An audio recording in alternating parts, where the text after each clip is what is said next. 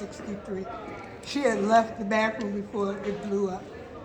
This is her little her little brother was so traumatized by the bombing, he started running away.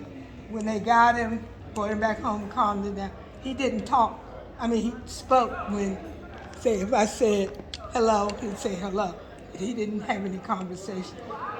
A couple weeks later, a bomb went off. Somebody bombed the house of the person next door to him. His brother fell off the bunk beds.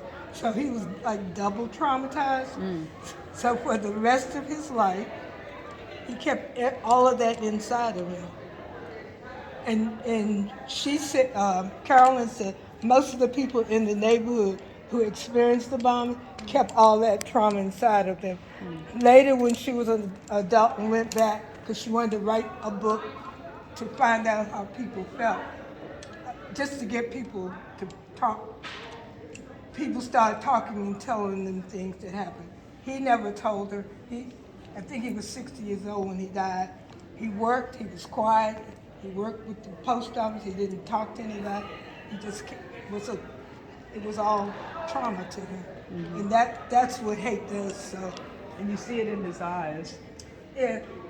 I was doing a quilt or What's that? the 4 little girls that were born. Oh, okay. And they were I thought they were little. Yeah. I remember them being little girls, but they were my age. They were 12 and 14. They were my age. Okay. They were in the bathroom getting ready to go to Sunday school, getting ready for after school program. She left. She went upstairs to prepare for the after school program. And they were getting phone calls 5 minutes, 10 minutes, and after 1 minute, the bomb went off and bombed the church. And the little girls were found under the rubble in the bathroom. One of the little girls had been decapitated. One little girl could only be identified by her shoes by her younger sister. Yeah, which one, I don't know if she's here, but she survived and her sister was killed. Addie Mae's the sister. Yes. Yeah, She because had the glass in her eye. right, yeah. She was also in the Sarah.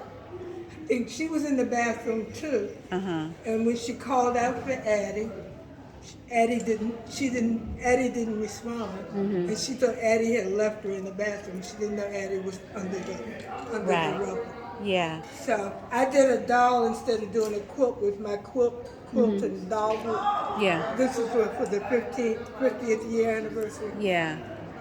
I- Are you from Birmingham? Yeah, I'm from Washington, D.C. Okay. Are you Florence Haskins?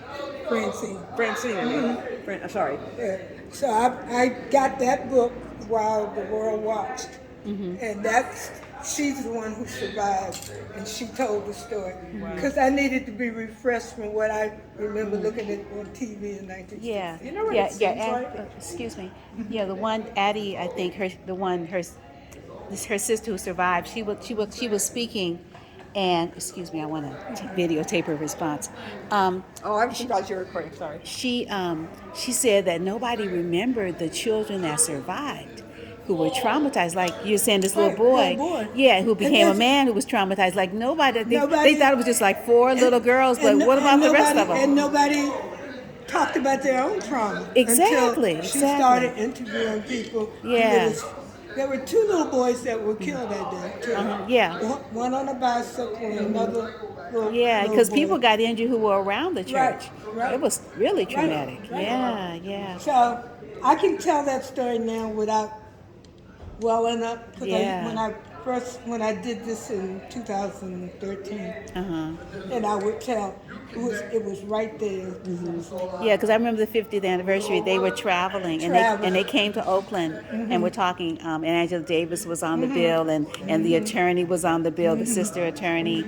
Yeah, and it was like, I mean, I like to add them into my artwork because that's beautiful. They become the poor little girls become a footnote. It's like when people talk about the traumas of them, they never mention the. No, it's really the good poor that little girls. that they're there because they had to go on, and Right. and it wasn't addressed. Just like with our ancestors, like, how do you get over 400, 500 years of being enslaved with nothing, no Right. trauma? I mean, And no therapy. One of the mothers of the little girl, I think she was the one that was decapitated. She was the youngest one.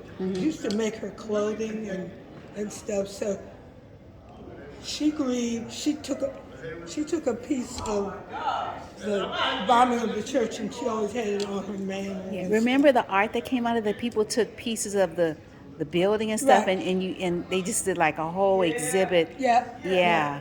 Yeah. Where was that? Where did you see that again? I saw that I think I saw that in the San Francisco Bay Area, because it traveled. She traveled. Yeah. Oh, just like the churches that were burned down too. This artist put it in their art. Yeah. Yeah. So Wow. they were just, I just made them as little school kids. She's telling them the history. Yeah. And those are the little school kids. So I used the I names. remember of- those deaths. I know.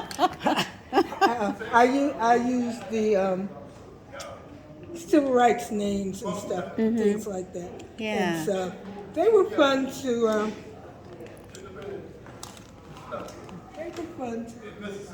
Oh, what's yours? You could touch it. I know, but I'm not. They're real because this is old stuff. They're real picky about touching and can't move and all that kind of stuff. But anyhow.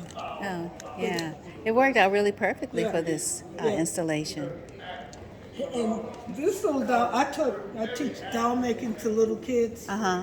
And one of my students actually made this doll and left it with me. So I stuck it. I was like, Oh, yeah. that'd be like her. This is really lovely. Yeah. Wow. With the earrings and everything. Mhm. Yeah, thanks for telling us the story again. I missed your talk.